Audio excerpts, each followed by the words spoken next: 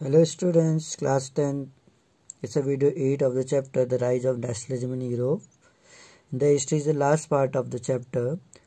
Nationalism and imperialism में बताया जाएगा. तो let's start. तो here nationalism हम जानते हैं देश प्रेम की भावना.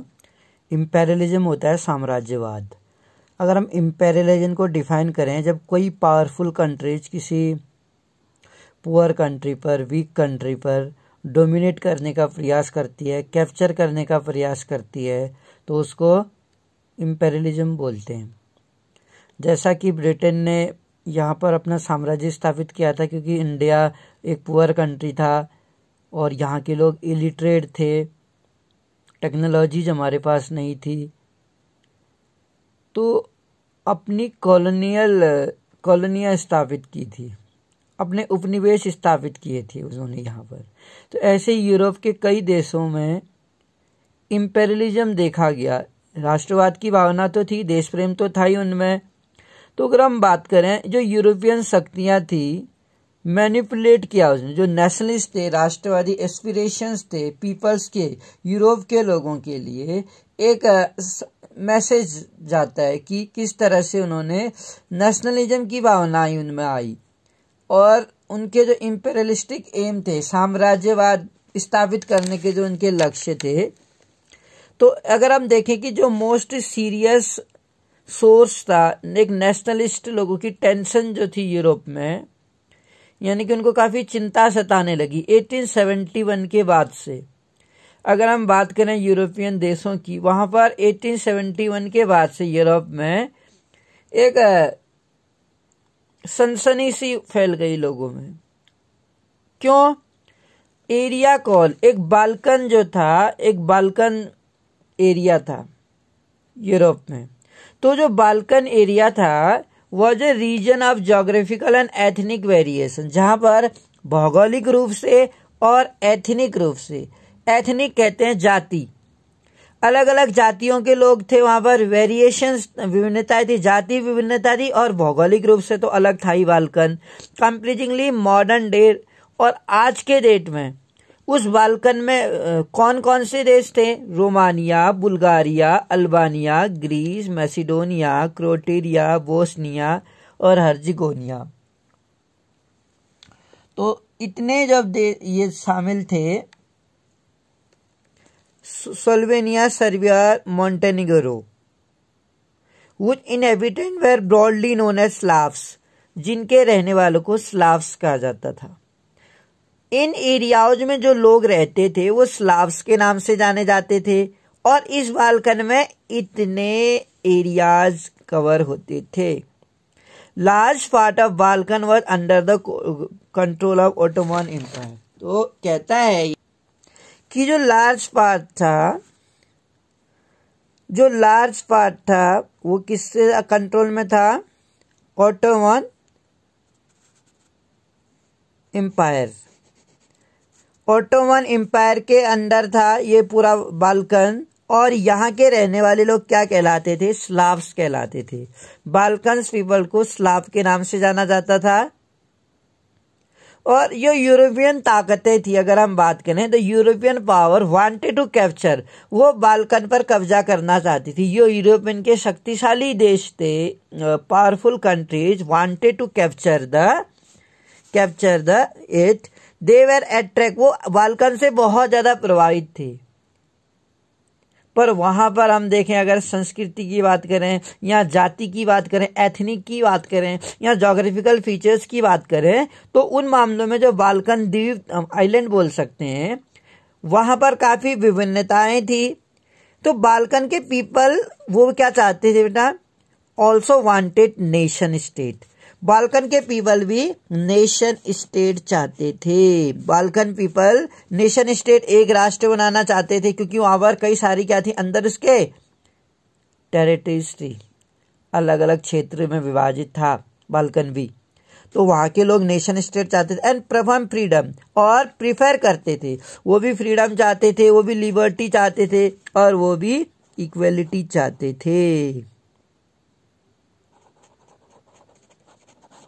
इक्वलिटी चाहते थे. वो भी चाहते थे कि बाल्कन आगे डेवलपमेंट हो उसका, वहाँ के लोग का लिविंग स्टैंडर्ड बदले। लेकिन ऐसा कब हो सकता था? जब वहाँ पर नेशनलिज्म की भावना आती, राष्ट्रवाद की भावना आती लोगों में। बाल्कन के जो स्टेट थे एक दूसरे से क्या कहते थे, ज्वेलस करते थे, चिढ़ते थे, क्योंकि बाल्कन अलग अलग क्षेत्रों में बटा हुआ था। एंड वन, जब वो एक दूसरे से चिढ़ते थे तो दे बिगेन टू फाइट, वो क्या करने लग गए, अब बाल्कन के क्षेत्रों में लड़ाई छिड़ गई।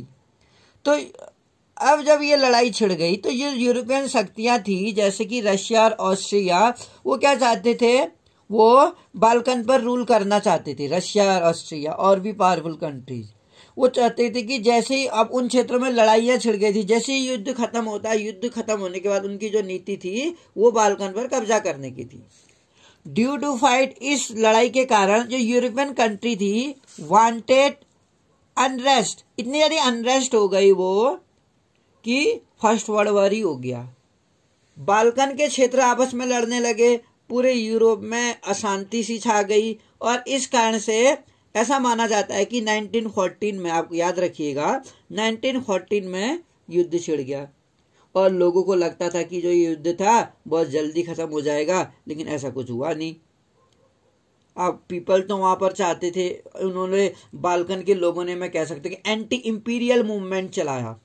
इंपीरियलिज्म तो था ही, साम्राज्यवाद तो शक्तिशाली देश पर कब्जा करना तो चाहते ही थे, लेकिन एंटी वो नहीं चाहते थे कि कोई आउटर कंट्री बाल्कन पर रूल करे। और धीरे धीरे धीरे क्या होने लगा, बाल्कन के जो छोटे छोटे, मैं कह सकता हूँ जैसे बुल्गारिया अगर हम बात करें, या अल्बानिया की बात करें, या यूनान की बात करें, मैसिडोनिया की अगर हम बात करें, और आपस में जब ये युद्ध छिड़ने लगे तो वो धीरे धीरे धीरे वहां पर बाल्कन से अलग होके एक स्वतंत्र राष्ट्र बनने लगे। और हर जगह पर लोगों ने अपनी तरह का एक विशिष्ट राष्ट्रवाद भी, एक हम कह सकते हैं नेशनलिज्म क्रिएट किया। और इस तरह से नेशन स्टेट के रूप में उनका ये मानना था कि हर कंट्री एक नेशन स्टेट के रूप में एस्टेब्लिश होना चाहिए।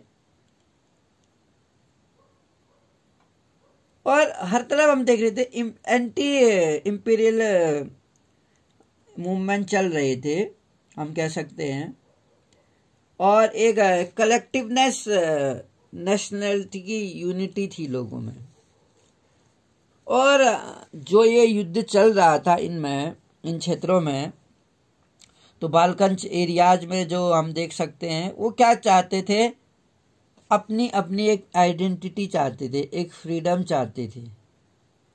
जो स्लाव थे, स्लाव जो नेशन स्टेट था, स्लाव अगर हम बात करें तो Slav nation as different Slavic जो नेशनलिस्ट थे, राष्ट्रीय समूह जो थे स्लाव के, स्ट्रगल उन्होंने क्या किया, काफी स्ट्रगल किया, कोशिश की उन्होंने टू डिफाइन देयर आइडेंटिटी, अपनी पहचान बनाने की और अपने आप को स्वतंत्र करने की कोशिश की।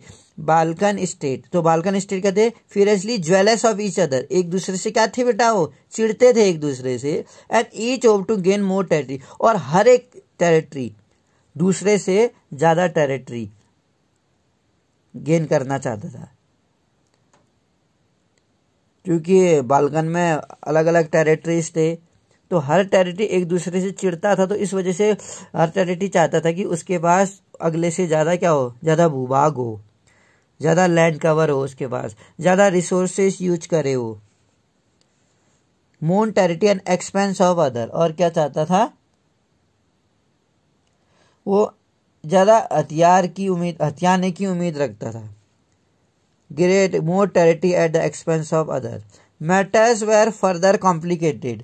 और हम देख सकते हैं जो परिस्थितियां थी, मैटर जो थे फर्दर कॉम्प्लिकेटेड, और ज्यादा जटिल हो गए, खराब हो गए, because the Balkan also became the scene big power rivalry, क्योंकि जो बाल्कन था उस पर किसकी नजर पड़ गई, scene of big power rivalry कहता है ये, यूरोपीय शक्तियों के बीच जो हम देखने लगते, बाल्कन क्षेत्र में बड़ी शक्तियों के बीच प्रतिस्पर्धा होने लगी। जो बड़ी बड़ी शक्तियां थी, यूरोपियन पावर थी, उनके बीच में क्या होने लगा, ट्रेड एंड कॉलोनीज, जो व्यापार थे और कॉलोनियां थी, as well as naval and military might. तो हम देख सकते हैं ये जो शक्तियां थी यूरोपीय के बीच व्यापार और उपनिवेश के साथ नौसैनिक और सैन्य ताकतों के लिए गहरी कंपटीशन होने लगी। किस किस में, व्यापार में, यहाँ पर लिखा हुआ है व्यापार के बीच में, कॉलोनीज के बीच में, तो व्यापार भी करते थे यूरोपीय देश एक दूसरे देश में, कॉलोनियां बस्तियां बसाते थे, एज वेल एज नवल सैनिकों में और मिलिट्री माइंड में। नवल हम कह सकते हैं नौसैनिक, और मिलिट्री जो सैन्य ताकतें थी उसमें कंपटीशन होने लग गया। और दीज राइवलरीज जो प्रतिद्वंदी थे were very evident in the way the Balkan problem unfold. इस तरह से क्या हुआ, बाल्कन समस्या आगे बढ़ी जिस तरह से जैसे बाल्कन की प्रॉब्लम आगे बढ़ रही थी, क्योंकि एक देश एक एरियाज में दूसरे एरियाज से कंट्रोवर्सी होती थी, विवाद होते थे, तो फाइट होने लग गई थी और ज़्यादा कंपटीशन आगे बढ़ गया। प्रॉब्लम अनफोल्डेड रहा, खुल के सामने आने लगी, खुल गए, अनफोल्डेड होने लग गए। Russia, Germany, England, Austro Hungary were नीन countering the hold of the power. और इस तरीके से रूस, जर्मनी, इंग्लैंड, ऑस्ट्रो हंगरी हर तरह ताकत बाल्कन पर अन्य शक्तियों की पकड़ को कमजोर करके क्षेत्र में अपने प्रभाव को बढ़ाना चाहती थी। ये सभी जो ताकतें थी पावरफुल कंट्री, वो क्या चाहती थी, बाल्कन पर क्या करना चाहती, एक्सटेंडिंग इट ओन कंट्रोल, अपना कंट्रोल चाहती थी बाल्कन पर। बाल्कन से काफी प्रभावित तो थी, बाल्कन का जो जोग्राफिकल एरिया था उनको काफी पसंद आता था over the area, and led a series of war. और इस तरह से क्या हुआ, जो एक सीरीज चली, युद्ध की जो सीरीज चली, इस इलाके में कई सारे युद्ध हुए। इस युद्ध के कारण, सीरीज ऑफ वॉर के कारण फाइनली क्या हो गया, फर्स्ट वर्ल्ड वॉर हो गया। तो I hope you understood about the nationalism और इम्पेरियलिज्म। जैसे देश प्रेम के साथ साथ जो साम्राज्यवाद था, इम्पेरियलिज्म था, वो एंटी इम्पेरियलिज्म क्रिएट किया वहां पर बाल्कन्स में, वहां पर स्लाव्स लोगों ने, क्योंकि स्लाव से लोग भी क्या चाहते थे, नेशन स्टेट तो चाहते थे।